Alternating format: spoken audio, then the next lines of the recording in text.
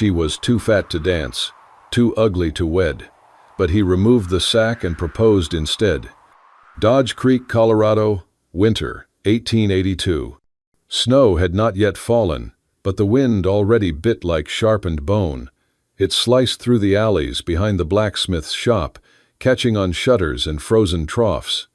Behind that shop, under a crooked wooden sign reading, "Brides and Bonds, Noon," a dozen women stood shivering. Some stared like prisoners, others just wept.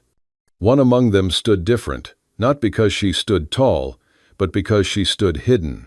A burlap sack covered her face. Her coat barely reached her knees, and her hands, red and raw, trembled as they gripped each other. Ruth Avery did not look up.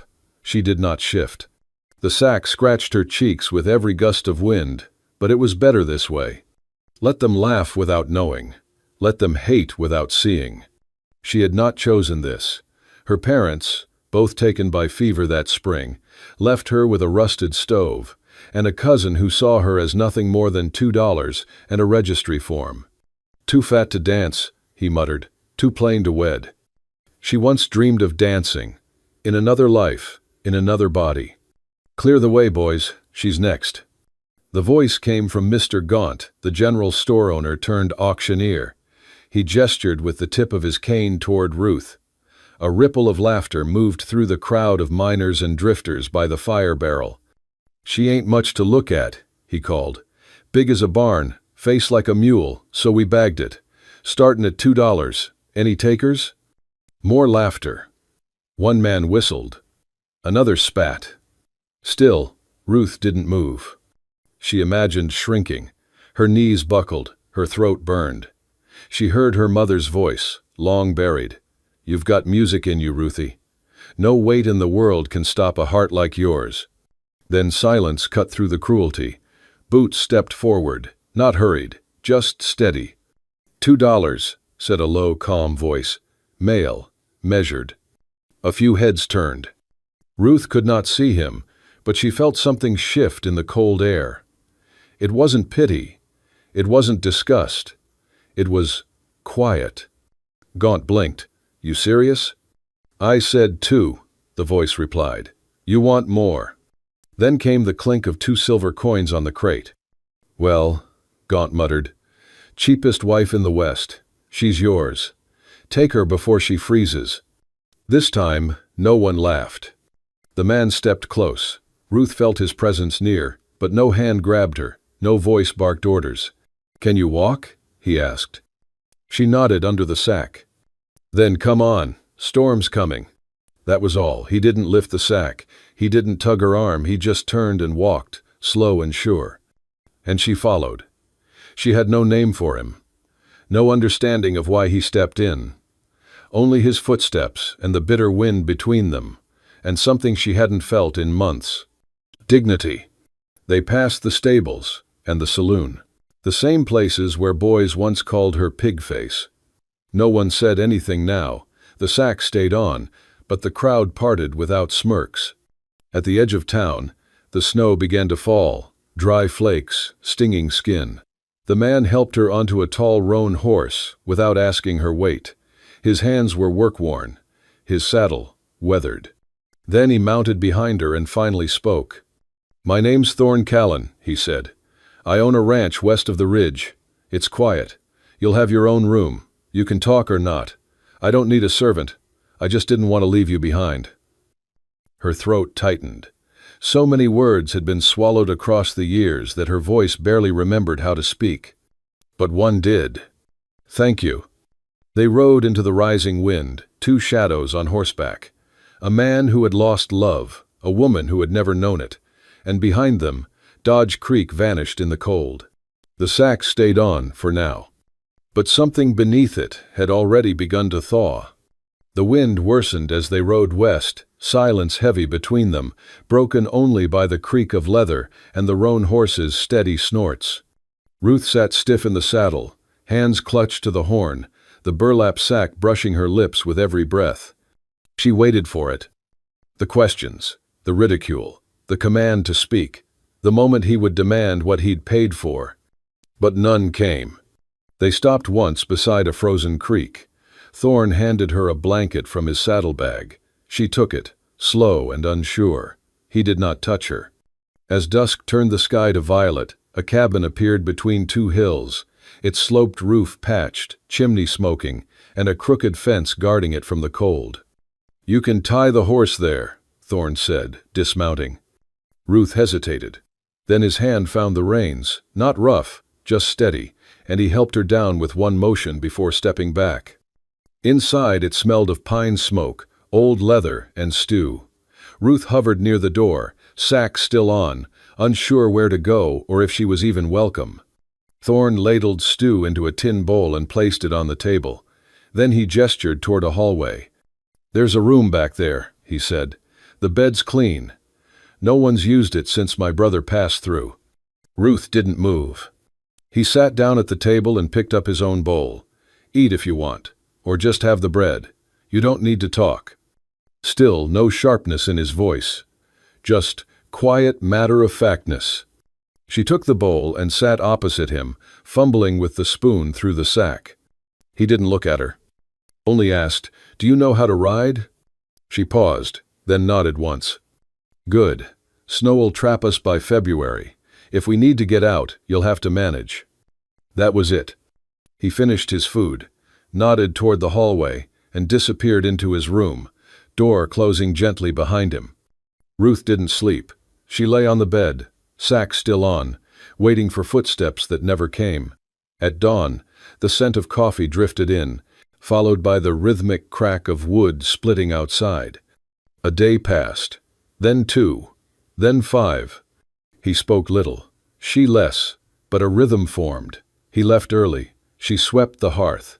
He brought wood. She stirred broth. They ate in silence. She wore the sack through it all. Until the 7th morning. She stood in the kitchen, peeling turnips with frozen fingers. One slipped. The knife nicked her thumb. She hissed, sucking the wound as the turnip rolled across the floor. Frustration surged. Tears came before she could stop them. Bent over the table, she tried to cry silently, chest heaving inside the sack. Then came soft boot steps. She froze. "Ruth." His voice, gentle. She didn't answer. She heard a bowl placed beside her. Then cloth shifting. "Let me," Thorn said. She turned slightly, confused. His fingers reached for the knot at the back of her head, not forceful, just slow and deliberate. She flinched, then stilled. The sack loosened. And fell. She didn't look up, but he did. He said nothing for a moment. She waited for the recoil, the polite falsehood, the pause before disgust. Instead, he exhaled and said, "I once loved a beautiful woman. She turned every head in town. A beat passed, but I've never seen anyone stand in silence while a whole town tried to bury them and not flinch." Ruth's eyes filled again, unsure whether from the pain of memory or the weight of being seen. Thorn stepped back. "You don't have to wear that in this house." Then he left her standing there, in the quietest morning she'd ever known. The days that followed were quiet but full. Ruth rose before dawn most mornings, stoking the fire, boiling water, scrubbing the pine counters until her arms ached. At first, she moved like a ghost, never assuming, never asking. But by the second week, the rhythm of the ranch had settled into her bones. She swept, cooked, mended a saddlebag, and learned to split kindling. The first time the axe bounced, she nearly cried. By the 4th try, the log cracked in 2. Thorn, watching from the porch, nodded once and said nothing. Later, she found a pair of leather gloves on the table. Handmade, lined with wool, sized larger than most. They fit perfectly. She stared at them for a long while. One afternoon, while mucking the stables, she discovered a filly with a twisted leg. She crouched beside it for nearly an hour, whispering, massaging the joint. When Thorn found her there, skirts dusty and hands red, he only said, "She's taken to you." Then, quietly, he handed her a small book. The edges were worn, the cover faded blue. "This belonged to Hélène," he said, "my wife." Ruth froze. You don't have to read it, he added. But if you ever wonder what this house was like before, I'm not asking you to fill a shadow. That night, Ruth read the journal. Inside were soft entries, recipes, garden notes, quiet thoughts of loneliness when Thorne stayed out too long with the horses. She closed it after an hour, eyes wet, not from envy, but from understanding. A few days later, she noticed a new chair in the kitchen, cedar, sturdy, with a wide seat and curved back. Her old stool had groaned beneath her. This one didn't make a sound. She ran her fingers along the edge and found initials burned faintly underneath. R.A. He had made it. Said nothing, but she knew.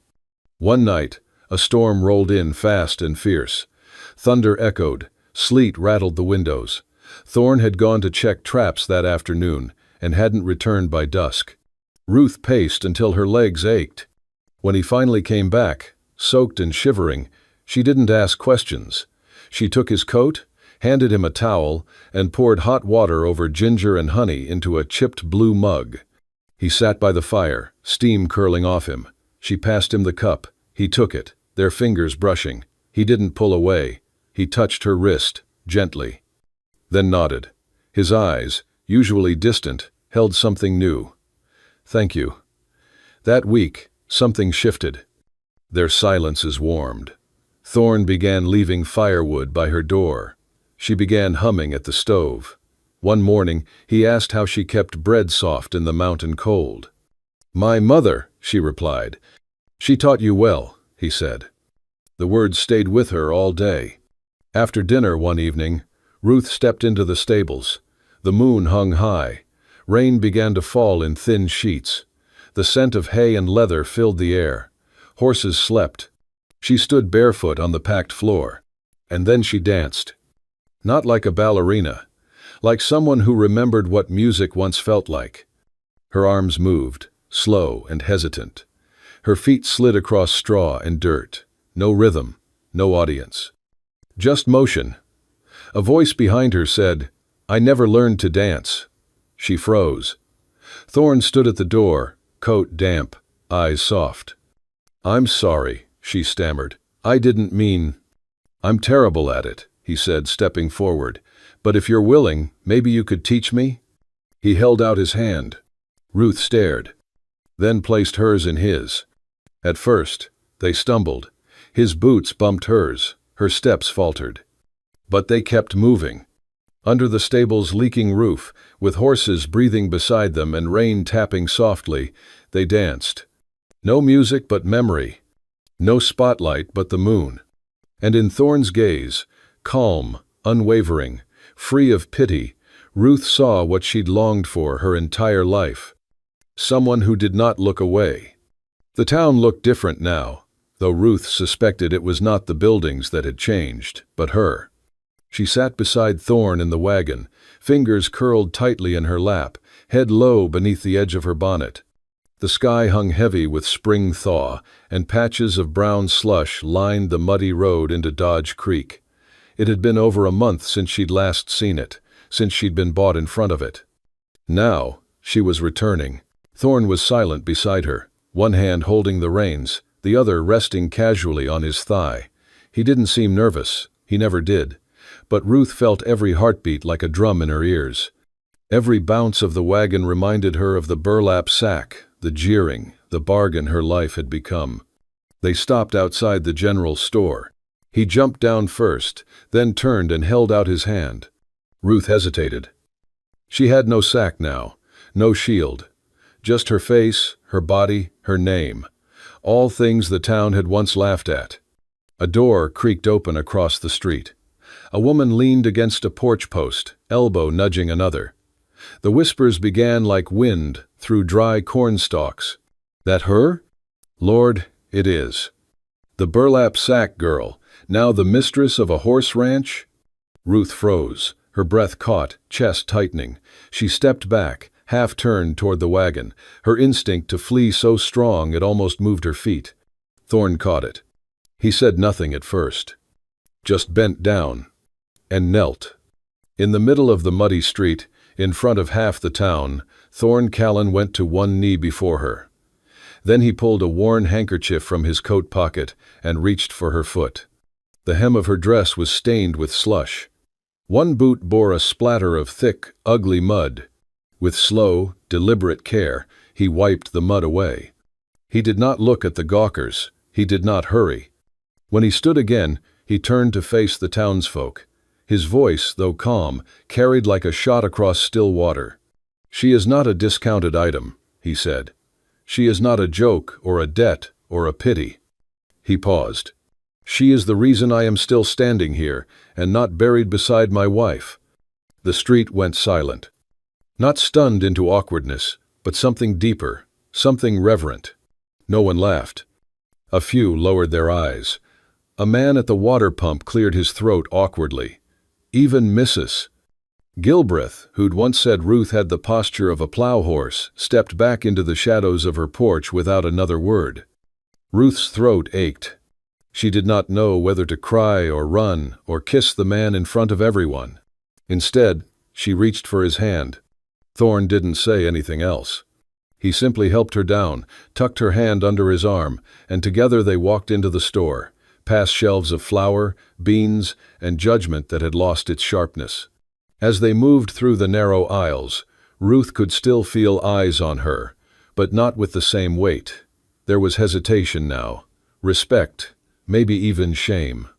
Outside, an old man leaned on his cane, watching from the bench beside the barber shop. He scratched his chin and muttered just loud enough for the nearest bystander to hear. "Well, I'll be damned. Who said Thorne Callan didn't have a heart?" No one answered. No one needed to. Because in that moment, the story of the burlap sack girl had changed, and Ruth Avery knew it. The days had grown warmer, but Ruth's body hadn't kept pace. She awoke with a tightness in her chest and a lingering ache in her limbs, but she pushed through it. There were stalls to clean, kindling to split, water to draw. The hens needed feeding, the floors sweeping, the sourdough tended. Every hour of the day filled itself with motion. She told herself she was simply tired. But the truth was, something deeper had taken root inside her, a need to prove she was worth the space she took, that she wasn't just the woman bought for $2, that she could earn her place with sweat and silence. By the end of the week, she was running on fumes. She did not notice how often she paused to breathe, how her hands trembled when she stirred the stew, how her vision blurred slightly when she bent to lift a pail. Until one evening, after sunset, everything stopped. Thorne had ridden out early to check the west fence. The sky had turned gold and then gray. Ruth had managed to drag a sack of feed from the barn, but halfway across the yard, her legs gave out beneath her. She collapsed hard, knees hitting frozen dirt, the world spinning. When Thorne returned, he found her crumpled near the chicken coop, one hand still clutching the edge of the sack, her forehead damp with sweat, skin pale as ash. He dropped the reins and was beside her in an instant. "Ruth!" His voice cracked, sharp, terrified. "Can you hear me?" Her eyes fluttered, but she didn't respond. He lifted her, arms trembling from urgency rather than weight, and carried her inside. He stoked the fire higher, threw off his coat, and knelt beside the bed, wiping her brow with a cloth soaked in cold well water. He brewed ginger root and honey, coaxed drops into her mouth, whispering her name between every breath. She moaned once, delirious, then said in a cracked voice not meant for him, "Mama." Thorne froze. Her lips moved again, barely audible. "Just once, please, someone see me." The words ripped through him. He held her hand through the night. Clumsy fingers smoothing sweat from her hair, gentle palms against her back to ease her shivering. He never once left her side, not for sleep, not even to eat. When morning came, Ruth stirred. Her eyes blinked slowly against the light streaming through the cabin window. Her throat felt raw, her body weak, but the fever had broken. She shifted slightly, and something thumped lightly against the blanket. At her side sat a wooden box, small, hand-carved, polished at the edges. Her name was burned into the lid, in careful script. She sat up slowly and lifted the lid. Inside, nestled in clean cloth, was a pair of slippers, soft leather, goat hide, supple, and shaped with care. The stitching was imperfect but deliberate, the form curved not like a store-bought shoe, but as if made for her feet alone. Her breath caught in her throat. She touched the heel, then the toe, and realized something that made her eyes burn. He had measured her. Somehow, without waking her, he had memorized the shape of her toes, the width of her foot, the arch of her step. And then she saw it. A folded scrap of paper tucked beneath the lining. She opened it with shaking hands. The handwriting was unsteady but unmistakably his. "They said you should never dance. I think they've never seen the wind move through the mountains." Her hand flew to her mouth. Not because of the gift, not even the note, but because in that moment, after sickness, after silence, after everything, she finally knew. He had seen her. Not just her labor, not her shape, not her service, but her. The girl who used to dance alone in her bedroom. The woman who thought the world would always look away. Tears spilled down her cheeks as she held the shoes to her chest. Outside, the birds had begun to sing. And inside her, something long buried stretched toward the light.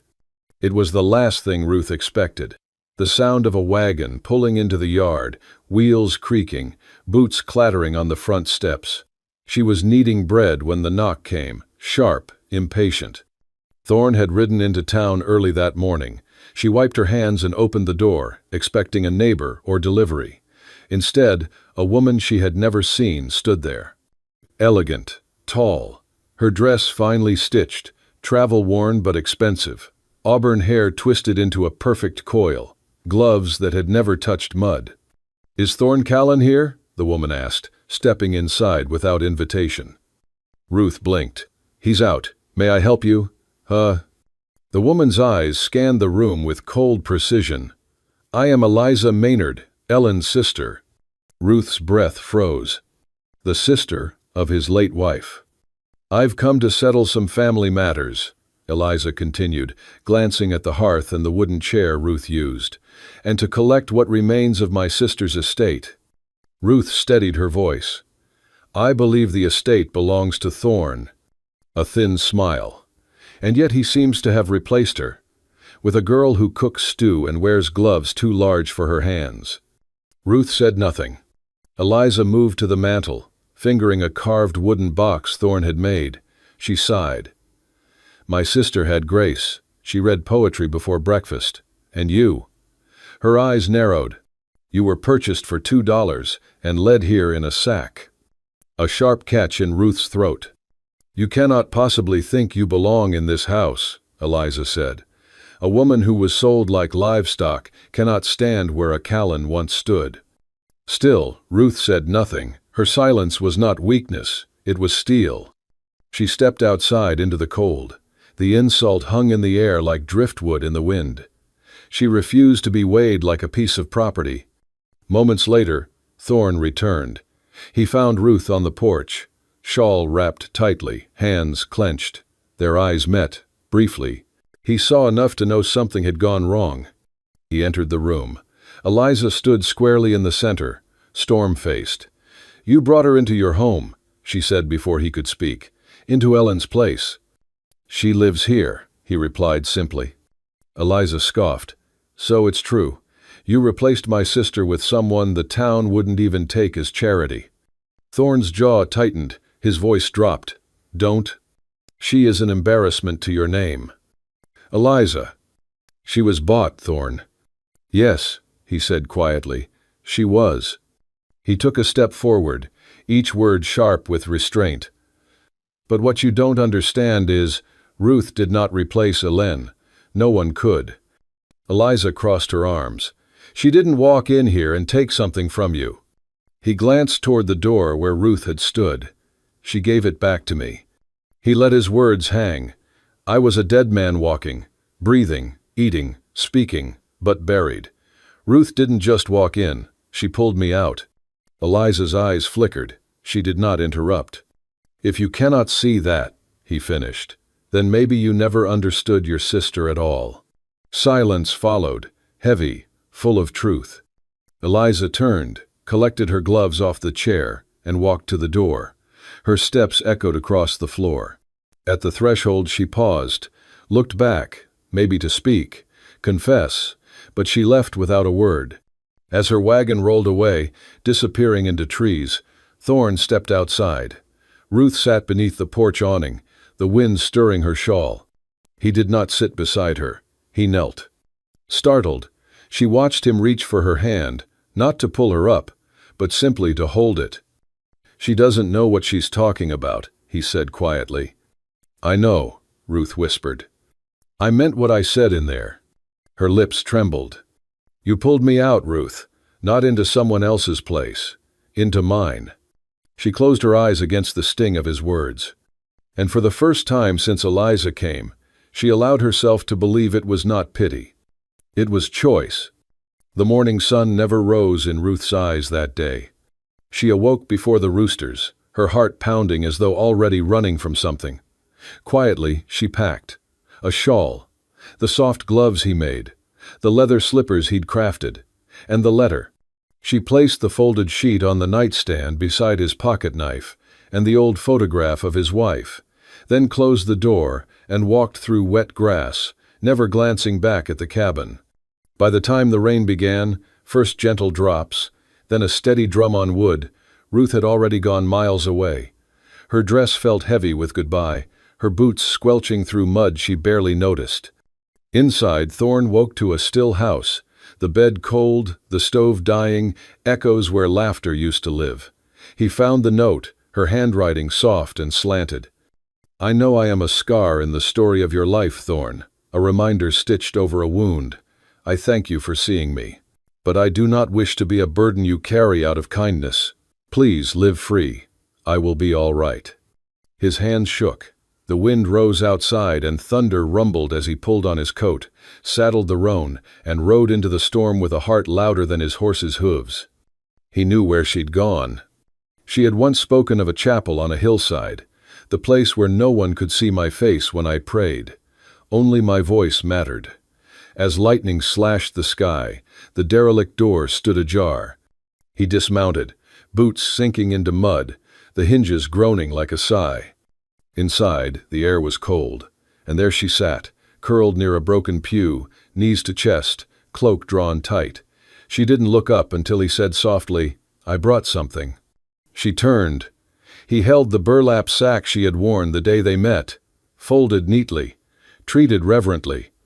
"I kept it," he said, "not to remember that day, but to refuse forgetting what the world did to you." He stepped closer. "And I never want to see this on you again."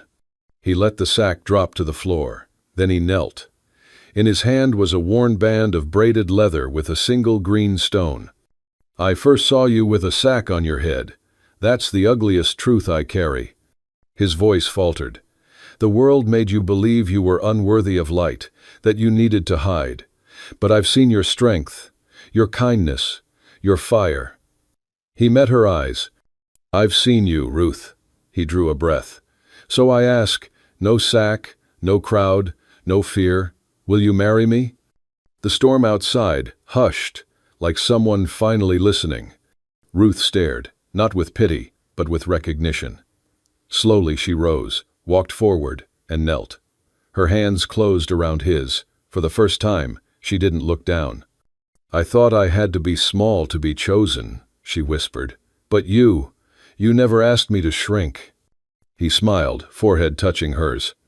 "I would never fit you into a box, Ruth Avery. You were born to break them." She laughed, soft, shaking, and nodded, "Yes." Outside, the storm passed. Inside, two people knelt, not to pray, but to begin. The chapel looked different by daylight. The broken beams were still there, the faded altar unchanged, but someone had swept the floor. Wildflowers, freshly picked, lined the windows. A lantern flickered from a low beam, casting warm, dancing shadows across the old wood. It wasn't grand.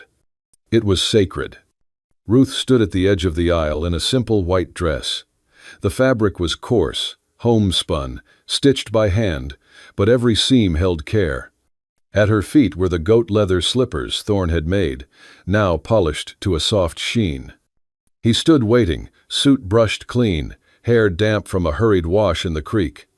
Beside him were 3 witnesses: a wrinkled cowhand with mud on his boots, a widow from down the valley who brought a cake wrapped in a quilt, and a young preacher with more hope than years. No orchestra played. No bells rang. But when Ruth walked toward him, eyes steady, the hush between each step was music enough. The vows were brief, but the silence after held more than words could carry. And when Thorn kissed her, it was not as a man claiming a prize, but as a man thanking the sky for its mercy. That night, they danced. Just the 2 of them beneath a flickering lantern, on the chapel's old floor. No music, only the rhythm of their feet, the rustle of fabric, the soft sound of breath and belonging. He led clumsily. She smiled anyway. The wind outside stirred gently, as if even the earth knew to move slow for them. In the months that followed, Ruth didn't return to the shadows. She opened a small studio in the back room of the town's chapel, where light came through cracked windows and laughter echoed off worn walls. She taught dance to girls who had been told no. Girls with crooked spines and thick ankles. Girls who stuttered, limped, hid. And she told them, "You don't need permission to dance. You just need someone to believe you're worth being seen." The town changed. Slowly. People who once whispered now waved. Men who once mocked lowered their hats.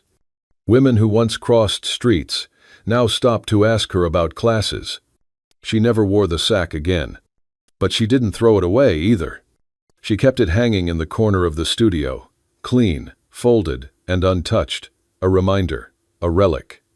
One afternoon, a girl with sharp bones and a quiet voice lingered after class. She looked up, eyes curious, and asked, "Miss Ruth, did anyone ever call you ugly?" Ruth smiled softly, walked to the corner. She touched the burlap gently, like an old bruise no longer tender. "They did," she said. "They said no one would ever want me, that I was too much, or not enough." The girl looked stunned. "What happened?" Ruth's eyes glowed. "Someone saw me," she whispered, "really saw me, and didn't look away." She turned back to the girl, kneeling to meet her eyes. And that's how a woman once hidden beneath a sack found a love so true it didn't ask the world for permission. Outside, the sun broke through the clouds. Inside, Ruth Avery Callan stood tall, barefoot on old wood, surrounded by light. And every gaze that met hers bowed just a little. Thank you for joining us on Ruth Avery's journey, a tale of quiet courage and love that asks for no permission. If her story moved you, hit that like button and share it with someone who needs to believe in second chances. For more Wild West tales of fierce hearts, gentle hands, and love that never quits, subscribe to Wild West Love Stories and turn on notifications. Because here, love doesn't just whisper, it rides, it fights, and it remembers. We'll see you in the next story.